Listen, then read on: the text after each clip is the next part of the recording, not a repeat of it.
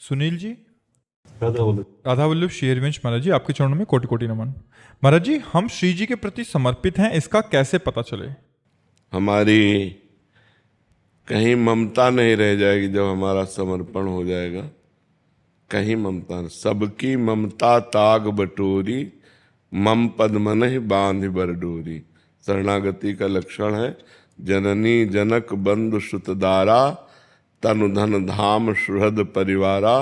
सबकी ममता ताग बटोरी, मम पद मनहि बांध बर डोरी। माँ, पिता, पत्नी, पुत्र, देह, कहीं भी ममता नहीं रह जाती। प्रेम होता है, ममता नहीं होती। माँ में भगवत भाव से प्रेम, पत्नी में भगवत भाव से प्रेम। सब में नाते नेह राम के मनियत, सुहृद सुसेव्य जहालो। जितने भी सुहृद हैं, सुसेव्य हैं, सब में भगवत भाव से वो प्रेम करता है, पर ममता कहीं नहीं होती है।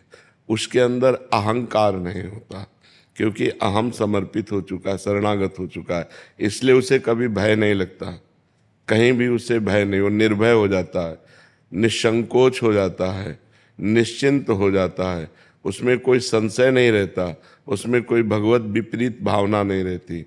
वो बाहर भीतर सब जगह से निर्भय। जैसे बाहरी भय सर्प, बिच्छू, सिंह, दुश्मन, नाना प्रकार के और भी भय, और आंतरिक भय है, कहीं मैं काम से भ्रष्ट ना हो जाऊं, कहीं ऐसा ना हो जाए, कहीं वैसा। ना आंतरिक भय ना बाह्य भय। शरणागत होने पर वो दोनों भयों से मुक्त हो जाता है। उसे अपनी चिंता नहीं रहती, किंचन मात्र भी लोक व्यवहार की चिंता नहीं रहती, क्योंकि उसको पता है कि हमारी चिंता का भरण पोषण ठेका ठाकुर जी लिए हुए, मैं उनकी शरण में हूँ। उसे कोई संकोच शोक नहीं रहता, कुछ आवे या कुछ चला जावे। उसको पता है जिसने एक क्षण में अनंत ब्रह्मांडों का सृजन कर दिया, वो मेरा स्वामी है। शोक किस बात के? कभी ये संशय नहीं होता कि पता नहीं भगवान ने मुझे स्वीकार किया है कि नहीं। विपरीत भावना, कहीं हमारी दुर्गति न हो जाए, हम भरोसे पे बैठे हैं, ऐसी भावनाएं ये निकल जाती। दो बातें निकल जाती, संशय और विपरीत भावना, और ये निर्भय, निसंकोच, निश्चिंतता, ये उसके हृदय में ठसाठस भर जाती है जो भगवान का शरणागत होता है। मृत्यु का भी भय नहीं रहता। जैसे एक श्रीदाम नाम के भक्त हुए हैं, वो मुगल बादशाह के खजांची थे, पर बड़े दयालु थे और भगवान का निरंतर नाम जप करते रहते थे। तो उनसे जैसे कोई कहता मेरी बेटी का ब्याह है, तो बादशाह तो आदेश करेगा नहीं, वो चुपचाप खजाने से दे देते, और ये राजकीय अपराध है। आधा खजाना खाली हो गया। काजियों ने जब ये पता पाया तो बादशाह से शिकायत की। बादशाह उनको सामने बुलाए और कहा तुमने अपराध किया ये? बोले हाँ, अगर प्रजा से ही कर लिया जाता है और अगर उन्हीं को जरूरत पड़ गई तो उनको देने में अगर अपराध मानते हैं तो मैंने अपराध ये किया है। तो काजियों से पूछा इनको क्या सजा मिलनी चाहिए? तो उनका फांसी की सजा मिलनी चाहिए। और हर्ष में नाम जप करते थे, मुस्कुरा दिए। तो उन्होंने कहा कि तुम्हें फांसी मिलने जा रही, तुम मुस्कुरा क्यों रहे हो? बोले मेरे अगर भगवान मुझे फांसी देना चाहते हैं तो मुझे बहुत आनंद है। मृत्यु तो होनी थी, लेकिन परोपकार में मृत्यु हो रही। उनका तुम्हारी अंतिम इच्छा क्या है? तो विट्ठल भगवान महाराष्ट्र में जो है ना, वो उनके इष्ट थे। उनका एक बार दर्शन करा दीजिए विट्ठल भगवान के। तो सामने गए और कहा आप राजी हो? अगर आप राजी हो तो हम राजी हैं। जोई जोई प्यारो करे सोई मोहि भावे। आप जिसमें राजी हो उसमें मैं राजी हूं। इधर ये विट्ठल भगवान के दर्शन करने गए, उधर विट्ठल भगवान पहुंच गए। 14 वर्ष की अवस्था, नव किशोर स्वरूप, और एक पीताम्बर की झोली में रत्नों का ढेर। बादशाह के आगे ऐसे रत्न फेंके और कहा देख तेरे पूरे खजाने की कीमत एक रत्न में नहीं होगी, ऐसे ये दिव्य रत्न है, रख ले अपने खजाने में, तेरे खजाने की ये शोभा बढ़ाएंगे। तो उनका हो कौन? तो उनका मैं नौकर हूँ उनका श्रीदाम का। वह श्रीदाम तो हमारे यहाँ नौकरी करता है। बोले वो मालिक हमारे ऐसे ही हैं, हमारी बात समझ नहीं रहे, मैं उनका नौकर हूँ और तेरे पास संपत्ति क्या है? कुछ नहीं, एक हीरे के बराबर तेरे पास संपत्ति नहीं, रख ले हीरे। बोले तुम्हारा नाम क्या है? बोले बिट्ठू। विट्ठल भगवान थे। बोले बिट्ठू नाम। और बोले तुरंत हुक्म कर कि मेरे मालिक को फांसी से मुक्त किया जाए। तुरंत घोड़े दौड़ाए और वो उधर आदेश देने लगे, इधर भगवान अंतर्ध्यान हो। अब वो रूप माधुरी, वो बोलने की कला, और उसका तो हृदय छिन गया था। जब श्री राम को सामने बुलाया तो उनका एक बार अपने नौकर से मिला दो बस। तो उनका हम तो आपके नौकर हैं, हमारा कौन नौकर है। उनका नहीं, वो कह रहा था बिट्ठू नाम है और श्याम रंग का था। तो बस उनके आंसू आने लगे कि अरे ये मेरे प्रभु की लीला थी। तो उनको भय नहीं लगा। प्रहलाद जी को इतना कष्ट दिया गया लेकिन उनको भय नहीं लगा। क्यों? उनको पता है मेरा हरि रखवाला है। प्रहलाद जी को था हजारों हाथों से मेरे को ऐसे भगवान गोद में लिए, इसलिए मुझे कोई कष्ट नहीं हो रहा। तो भक्त निर्भय हो जाता है, निश्चिंत हो जाता है, निशोक हो जाता है। भगवान जिसकी रक्षा करते उसे भय कैसे हो सकता है? सूरदास जी ने एक पद में लिखा था, उसका अर्थ था कि एक कबूतर वृक्ष में बैठा हुआ था। बाज ने ऊपर से देखा और पूरा निशाना तय कर लिया। इधर नीचे बहेलिए ने कबूतर को देखा तो धनुष बाण से निशाना। कबूतर ऊपर की तरफ उड़े तो बाज खा जाए, नीचे की तरफ देखा तो बहेलिया निशाना लगाए। उसको पूर्व जन्म के संस्कार से भगवान की याद आ गई कि नाथ ऐसी भी परिस्थिति, अब हमें बचने का कोई उपाय नहीं। ऊपर उड़ता हूं तो बाज खा जाता है और नीचे उड़ता हूं तो बहेलिया मार देगा। ऐसे में केवल आप बचा सकते हो। भगवान का जे ध्यान किया तो जहां बहेलिया खड़ा था, धनुष बाण बिल्कुल कबूतर की तरफ ताने, वहीं काला सर्प निकला, उसे डसा। जे डसा तो ऐसे हुआ, तीर छूटा तो सीधे बाज के लगा, दोनों मर गए, कबूतर निश्चिंत हो गया। तो भगवान बचा रहे हैं जब, तो भक्त को कभी भय नहीं होता और कभी चिंता नहीं होती।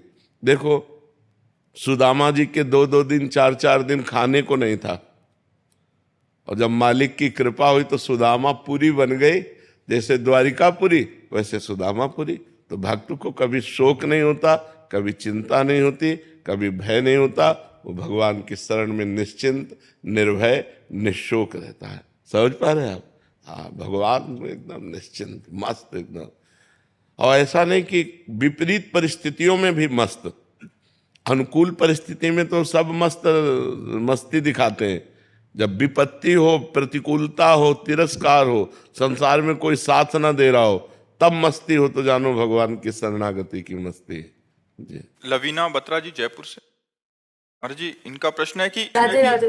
बट शरणागत हुआ कैसे जाता है? क्या किसी विशेष स्तुति के उच्चारण से शरणागत हुआ जाता है? हाँ, शरणागत की 4 बातें हैं। पहला है आज्ञा पालन। किसी संत प्रथम भगत संतन कर संगा। किसी संत महापुरुष का आश्रय ले लो, उनको अपना आदर्श बनाओ।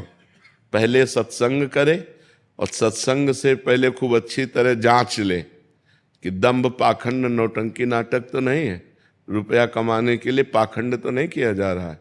अगर ये समझ में आ जाए भगवान की प्रेरणा से कि इनके आदेश उपदेश से हमारा जीवन पवित्र हो जाएगा, भगवान के चरणों में शरणागति हो जाएगी, तो प्रथम भगत संतन कर संगा। पहले संतों का संग करे और उनके बात को मानने की अपने अंदर प्रबल श्रद्धा रखे।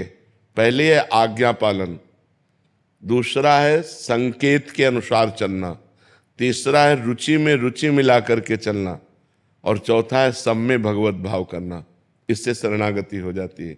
हम किसी संत की आज्ञा पर चलें, उनके संकेत के अनुसार चलें और उनकी रुचि में रुचि मिलाकर चलें, और सारे जगत को भगवान के भाव में देखें कि सिय राम में सब जग जानी, करो प्रणाम जोरि जुग पानी, सब में भगवान विराजमान। अब पहली बात, आज्ञा पालन की सामर्थ्य कहाँ से आएगी? भगवान का नाम जप करने से। जितना भगवान का नाम जप करोगे उतना ही संत और शास्त्र की आज्ञा पालन करने की सामर्थ्य आएगी। किसी भी संत की आज्ञा का पालन यदि आपने अक्षरशः कर लिया तो देवर्षि नारद जी कहते हैं महत्संगस्तु दुर्लभ हो, महापुरुषों का संग मिलना दुर्लभ है। फिर लिखा है अगम्यो, निर्वाह कर पाना कठिन है। यदि उनकी आज्ञा का पालन कर ले गए तो अगला शब्द लिखा अमोघश्च, निश्चित भगवत प्राप्ति हो जाएगी। तो भगवान के प्रेमी जनों का संग, उनकी आज्ञा का पालन, आज्ञा पालन करने के लिए निरंतर नाम जप और परोपकार की भावना, सब में भगवत भाव, इसी से शरणागत हो जाएगी। शरणागति अंदर से बस कि मैं भगवान का हूँ, भगवान के सिवा हमारा कोई नहीं।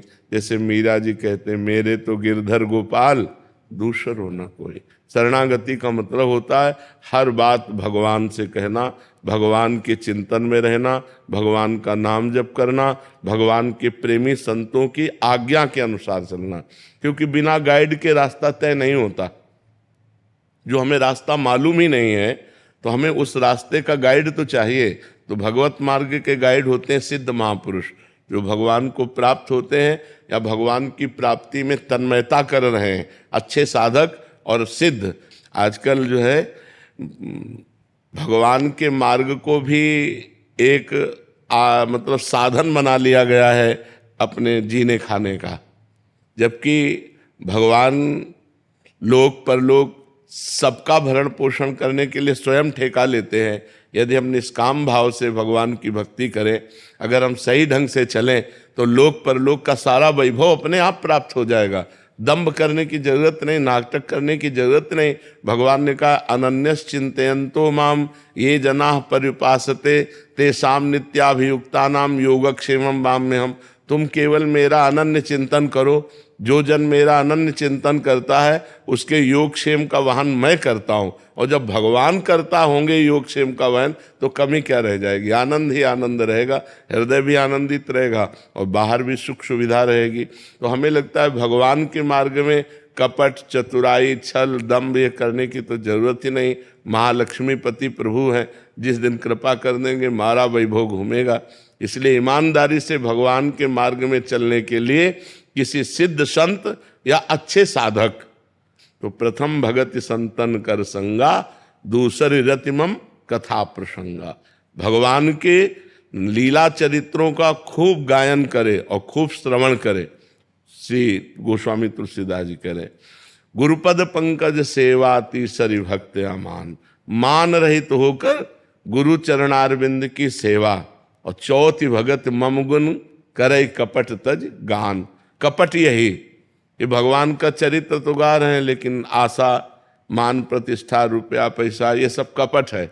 अपना यश चाह रहे हैं, अपनी वासनाओं की पूर्ति चाह रहे हैं और गान कर रहे हैं भगवान के यश को, तो ये कपट हुआ। भगवान की भक्ति भगवान की भक्ति के लिए, भगवान की कथा भगवान की प्रीता के लिए। तो चौथी भगत मम गुण गन करे कपट तज गान। मंत्र जाप मम दृढ़ विश्वासा, पंचम भगति सुवेद प्रकाशा। पांचवी भक्ति बता रहे हैं कि खूब निरंतर नाम जप, मंत्र जप, विश्वास के साथ किसी से काम हो जाएगा। मंत्र जाप मम दृढ़ विश्वासा, मेरे ऊपर दृढ़ विश्वास और मेरे मंत्र और मेरे नाम का जप। पंचम भगत सुवेद प्र, छठदम शील विरत बहुकर्मा, निरत निरंतर सज्जन धर्मा। जो संत जन आचरण करते हैं उन आचरणों को हम करें, मतलब जो आदेश करते हैं, और शीलवान रहें, सहनशील रहें, तितिक्षु रहें, मान अपमान में, दुख सुख में समान भाव रखें। सातों सम मोहिमय जग देखा, मोते अधिक संत कर लेखा। सातवीं भक्ति है पूरे संसार को भगवत स्वरूप देखना, और भगवान कह रहे मेरे से भी अधिक संतों को मानना, ये सातवें। और आठों जथा लाभ संतोषा, सपने नहीं देखे परदोषा। जैसे भगवान हमको रख रहे हैं उसी में हम संतोष करें और स्वप्न में भी किसी के दोष ना देखें। नवम सरल सब संचल हीना, भगवान कह रहे मोह कपट छल छिद्र न भावा। तो तुम्हारा स्वभाव सरल होना चाहिए, तुम्हारे आचरण पवित्र हो। नवम सरल सब संचल हीना, मम भरोस ही हरस न देना। मेरे ऊपर दृढ़ विश्वास हो और लौकिक वस्तुओं की प्राप्ति में हर्ष न हो, और लौकिक वस्तुओं के नष्ट हो जाने में दीनता न हो कि मैं अमुक वस्तु होती तो ठीक है, नहीं। दीनता भक्ति की हो, और आनंद भगवान के चिंतन का हो, मम भरोस, मेरा भरोसा दृढ़ हो। अगर ये 9 लक्षण आ जाए तो पूर्ण शरणागत हो जाए। जी।